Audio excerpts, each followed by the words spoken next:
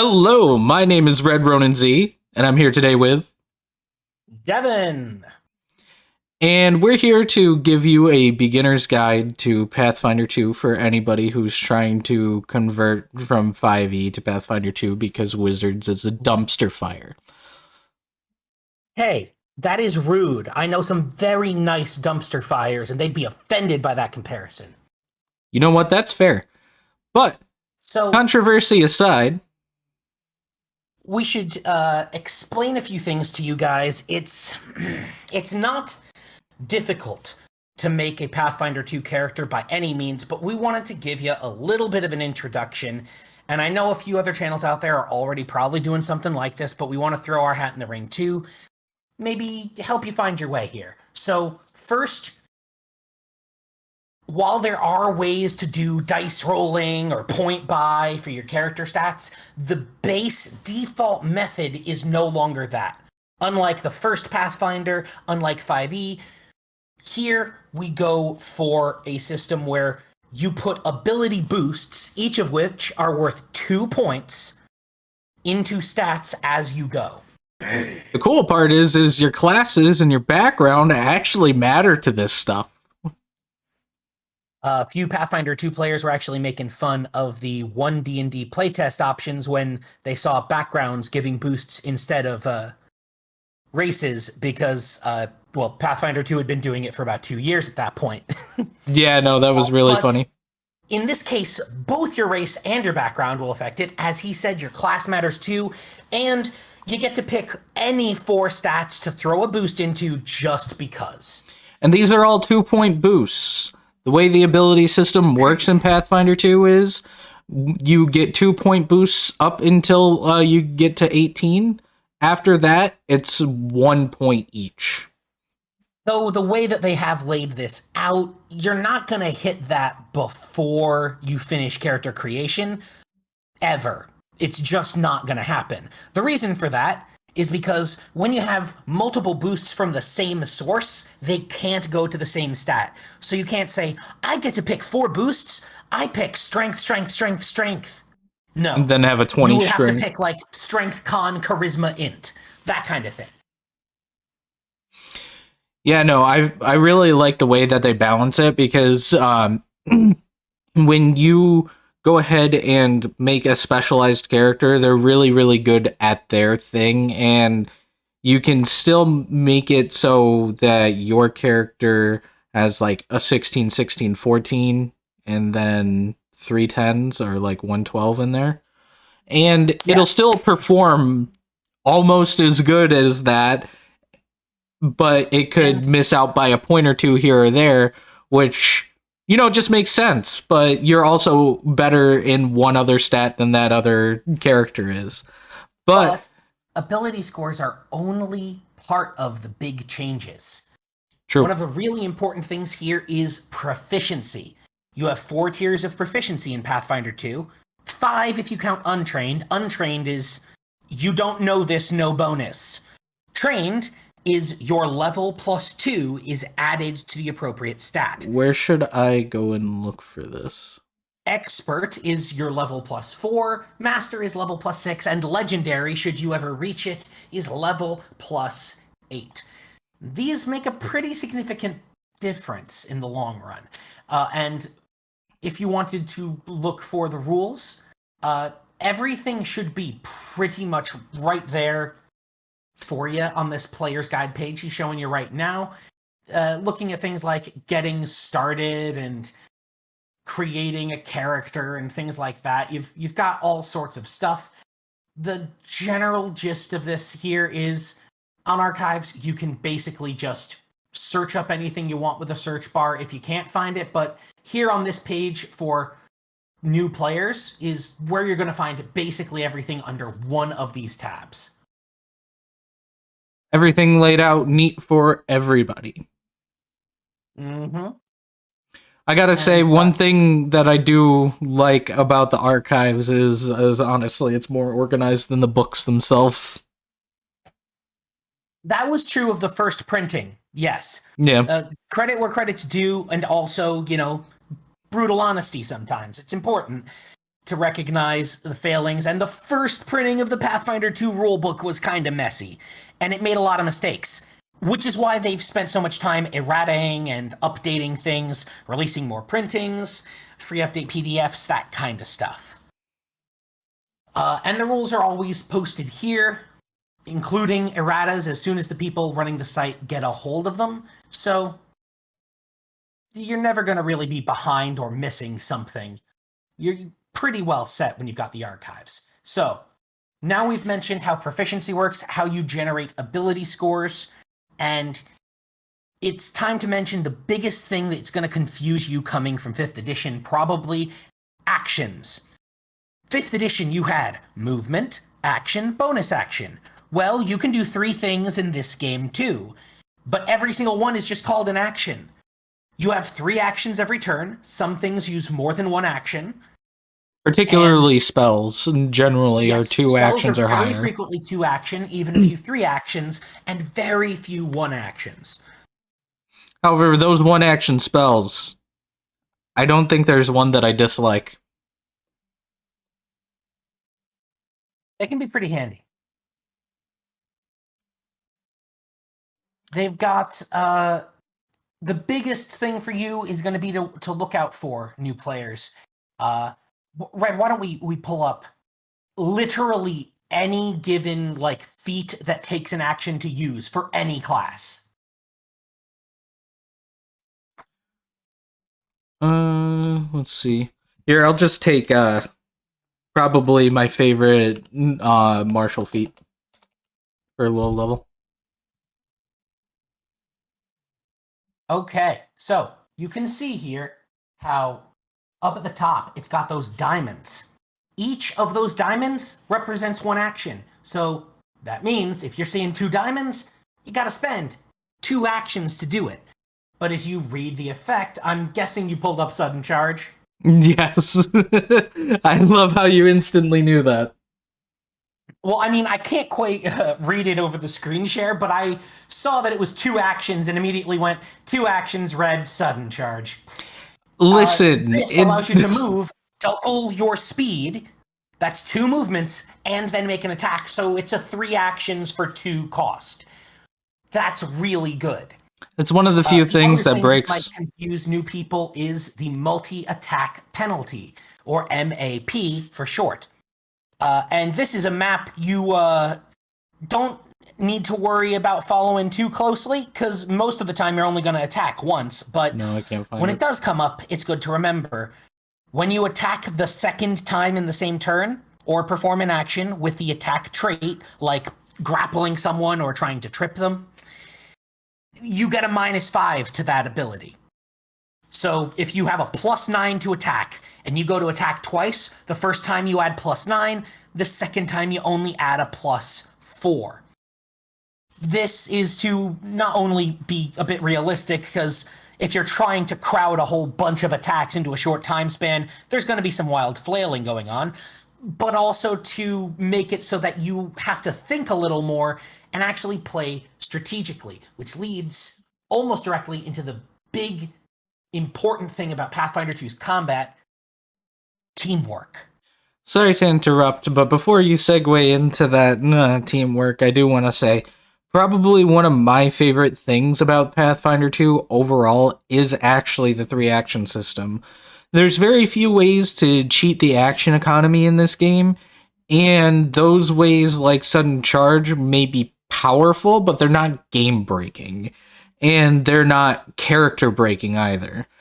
Because of how the 3 action economy works in this game, honestly, I want to say this is the most balanced tabletop that I've ever touched. The balance of it is great. You can still have your min-max class breakers play this game and feel a little bit more powerful than the people who don't like specifically try to break that, but they still won't be like a main character in terms of power compared to them, which is one of my favorite aspects of Pathfinder 2 compared to anything. An excellent point overall, because that is a problem I have run into a bit in 5th edition. In our own game, for a quick example, I run a game for Red and a few other friends, and I've definitely had times where I felt like Red understood the system and had played it longer than one of the other players.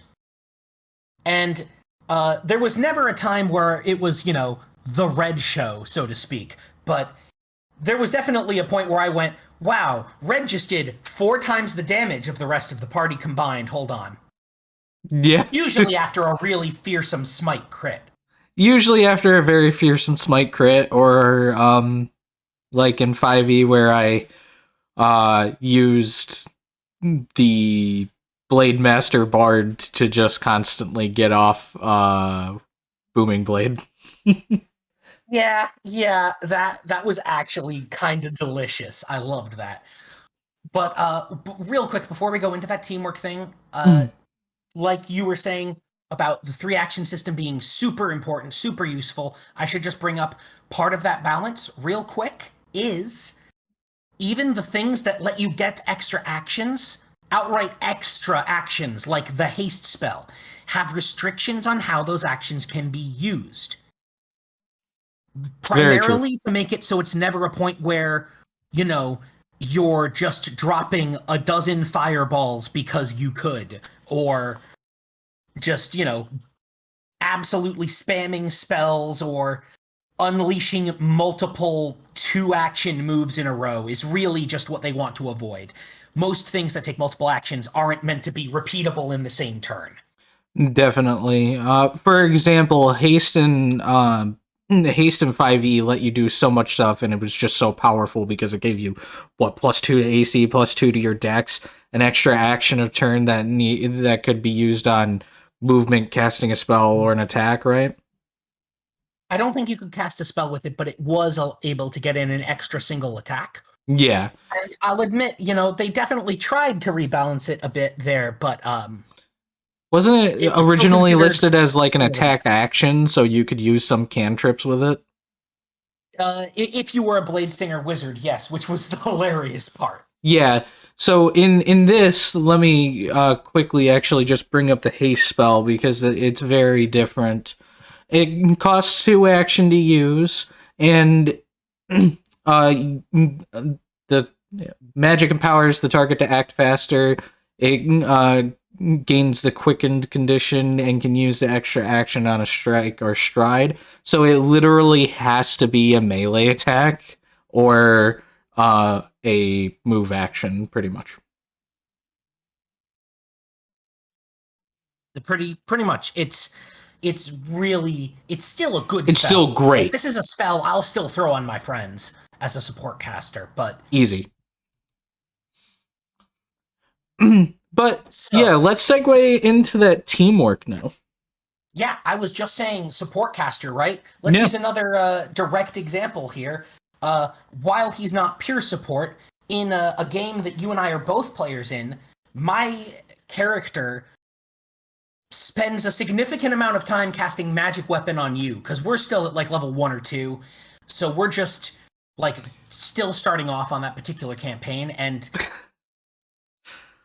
I'm sorry. That is a lot of damage that we can do with that combination, and it's just a really commonly available first level spell. This might actually segue into another mechanic real quick. How many times have I crit with that because of you doing that? Like, you've landed a few.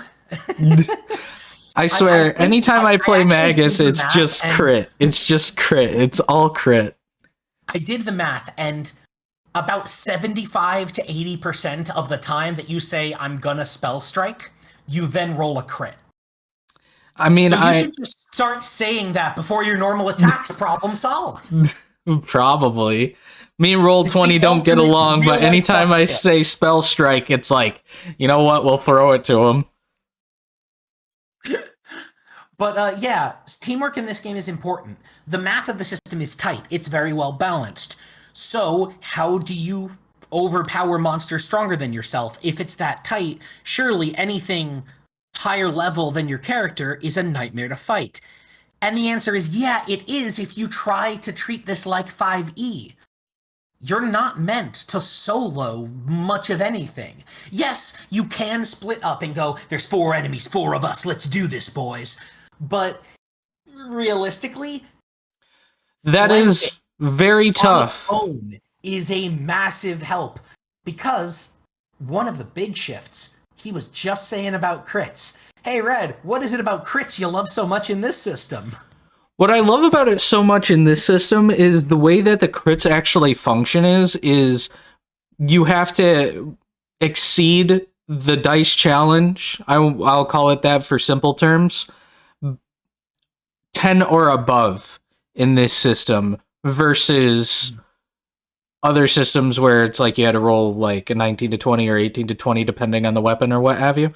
But Right. this also works with spells. So if something has a reflex save and rolls a nat 1 and more than likely fails your spell DC by 10, that fireball gets double damage, which is also something that's very fun for casters. And it's worth mentioning overall, spellcasting is not the damage dealing specialist it was in 5th edition. Spellcasters are masters of battle, but not in terms of direct damage. The person who's going to deal the most damage in your party is either your barbarian or your fighter, probably, because the barbarians get big damage bonuses and the fighters Unless Spade's almost never involved. miss. But the support that you can offer as a spellcaster can still make a huge difference, because if a crit is double damage and you can get them that much closer to critting, it becomes a big deal, which is why I was using that example. Magic Weapon gives an extra weapon die of damage and an extra +1 to hit. That's 5% more likely not just to hit, but to crit. Yeah, no, it is very, very good. The crit system in this game, I like it. At higher levels, it gets a bit scary sometimes, but it is very fun. The overall system I like as a whole, and as a matter of fact, I will say this. I know that casters are fun in 5e, and I never really gave them a shot because I always thought that casters were cheesy compared to melee, and I always wanted to make melee look good. That's why I always played like a martial character. And then I played my first used to Dark Souls. and then I played my first caster in Pathfinder 2 that actually stuck around for a little bit. And then I was not only dealing damage, but because of the way Pathfinder 2 works, where one D&D was pretty much trying to steal from, let's be honest here, because Pathfinder 2 came out before 1 D&D. You have for spellcasters, you have spell lists like Occult, Primal, Divine, Elemental, and Arcane. Not in that order, obviously. And the Primal list is like the Druidic kind of spell list, where everything is like a nature or anti-nature sort of thing. Or like poison, I want to say. Stuff that's more like natural to the environment and manipulating it. And it gives you heal on top of all your crazy elemental damage dealing spells, your fireballs, stuff like that. And I absolutely loved playing a caster that I won't put down until I take it to 1 to 20 because of it. He's it's quite the fun caster, I gotta say. Primal is definitely up there. Arcane and Divine probably make sense to you immediately, but if just a very brief mention here, my favorite, or at least tied with Primal for favorite, spell list, the Occult, is basically just a checklist of, is it creepy and or bardic? True. If it's yes to one of those, it's Occult. Occult is very much your Cthulhian like spells. And anything that could be support. vaguely related to emotional magic or songs. True. Because Bard needed its own list. Kind of. But we'll get into that later. We were talking about teamwork and Teamwork actually and spellcasting, which are spellcasting. kind Yeah, of blended together because you should, if you're gonna play a spellcaster, take your team into consideration. There are some spells that are gonna be a lot more effective if you have certain people in the party. You have a way to make someone flat-footed with a spell. Oh boy, that's gonna be some tasty sneak attack damage if you've got a rogue. definitely. So, Devin, what are some of the changes to spells in this game comparatively? I mean, we've already gone over haste, but is there We've anything else gone in over like particular? half of them, but the big ones to mention are, to anyone coming from 5th edition, the Shield's changes not as to powerful as prepare. it used to be, but it's still good. Yes, and to understand the difference for prepared casters. In Mhm. 5th edition, prepared meant you prepare X number of spells and cast them from your spell slots basically on a spontaneous level. Oh yeah, in this edition, what you have to do is you have to prepare that spell multiple times if you want to be able to cast it multiple times. Yeah, you got, let's say you got 2 first level spell slots as a level 1 prepared caster. Well, that doesn't mean you can either cast, let's say, Magic Missile and Mage Armor. You can't cast Mage Armor twice or Magic Missile twice or one each. You have to decide at the start of the day, how many of which do I want in my tool belt? And let Now me that tell you, means if you're prepared. preparing ahead of time, if you're doing research on what you're going to fight, especially in the late game, where that becomes a lot easier, especially with scouting magic and such, yeah, you have a lot of flexibility, but in terms of raw firepower, spontaneous casters get the advantage only because they can just pick a handful of damage spells and have them available at every spell level at that they need them, as long as they make them a signature spell, which is that last change. Yeah, signature Signature spells spells. for sorcerers work like this. You choose one spell from the spell level that you are currently, well, from each spell level that you currently have, and you choose that to be a signature spell. You can upcast them from that spell level or higher, and you can use the spell slot in that. So, for example, let's take a spell that 5e players would know quite a bit, like Scorching Ray. You get that at level 2 in this. Um, and if you decide to make Scorching Ray and up a signature spell, you can't downcast it as a level 1, but you can upcast it as a level 3 if you have the level 3 slots. Exactly. And that, just like with 5e, will change the damage value. To people wondering, why do I need signature spells? Sorcerers used to be able to just do this for every spell they knew. Well, it's because they also balanced the wizards in the way we just mentioned. Prepared casters are more limited, therefore, spontaneous casters can't be left exactly the way they are in 5th edition without just becoming objectively better in basically every way. Very They true. need to keep it balanced. And again, balance in this game is nice. With so much change in everything as well, I'm surprised because it feels like the best mash of the best parts of 5e and all the creative parts that you could ever want in like Pathfinder 1 or 3.5 and put into one system. Paizo did an amazing job. They did. They even learned a few lessons from other systems, but we're not going to do a breakdown on literally everything in the system because we want this to be a length people will actually watch. So it might be time to bring up one of the last little points about the balance of this game. And that is being a GM. Guys, if you want to run this game, good news, it actually works.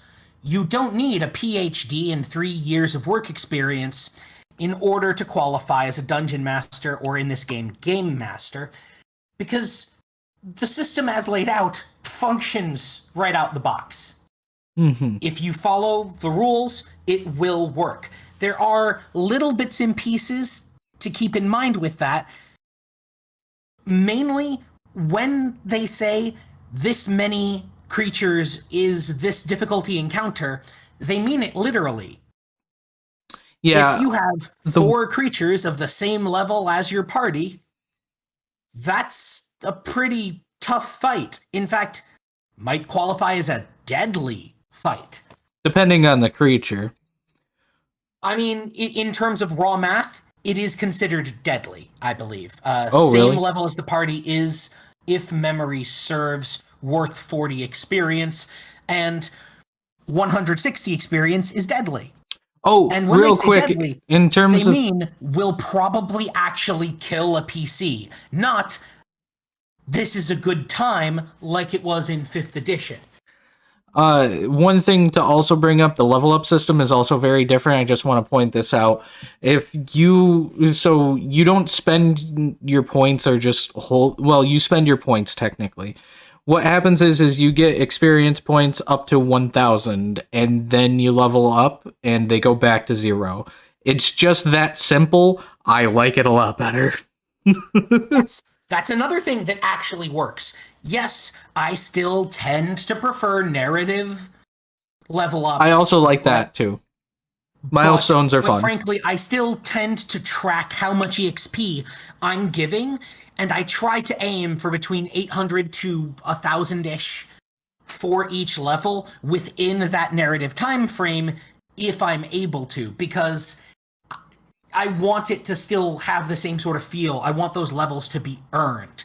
And so Yeah, far, my I players have never failed to earn their levels. the This reason game has some very tight balance, and that means some very tight fights. And I'm going to stress this again because I made this mistake when I first started, because I was coming from 5e when I first started DMing Pathfinder 2.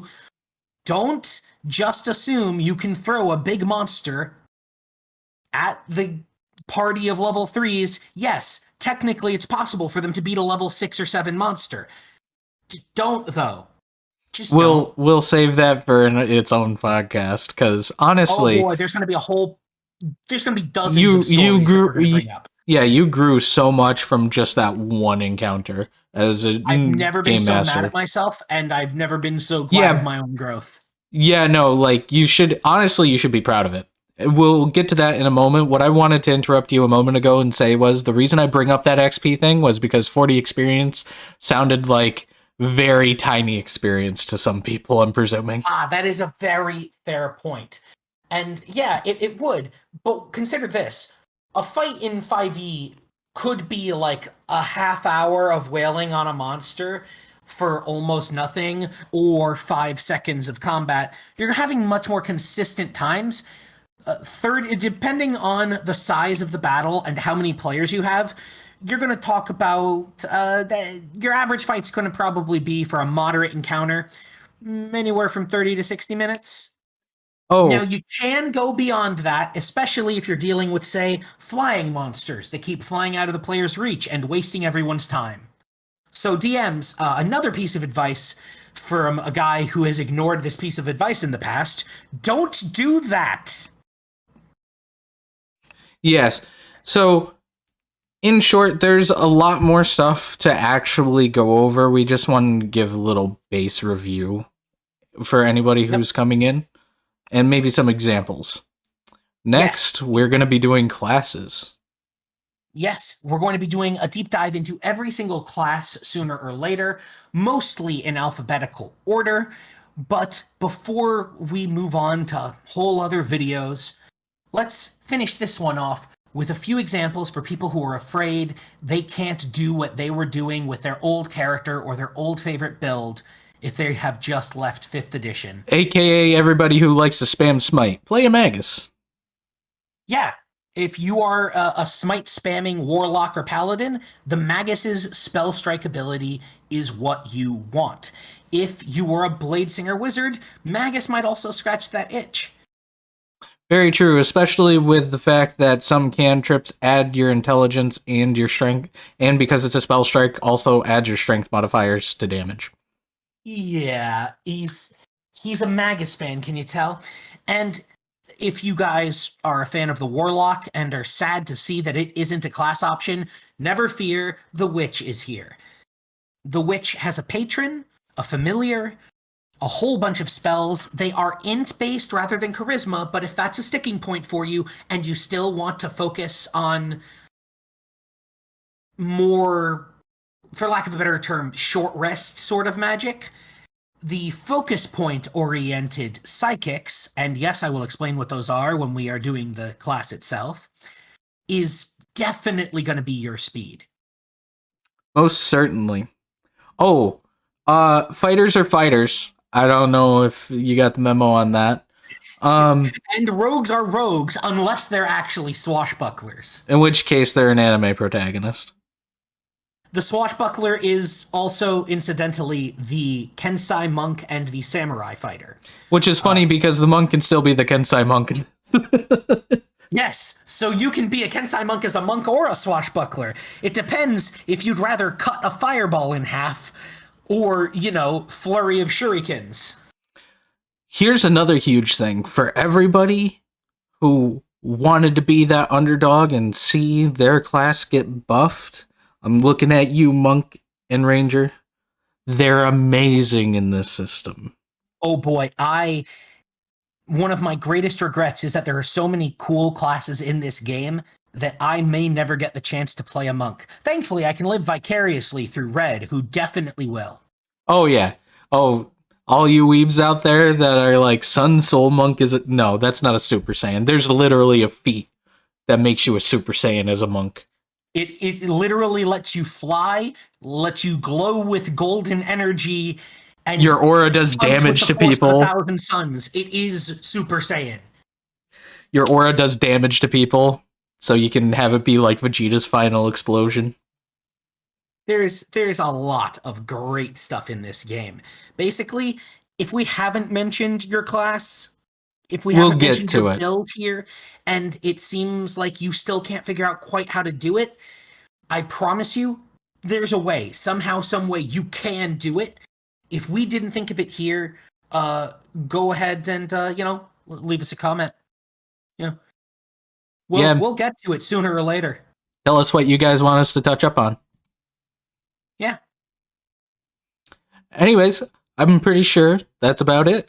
Thanks, everybody. Yeah, and we'll see you next time. Peace.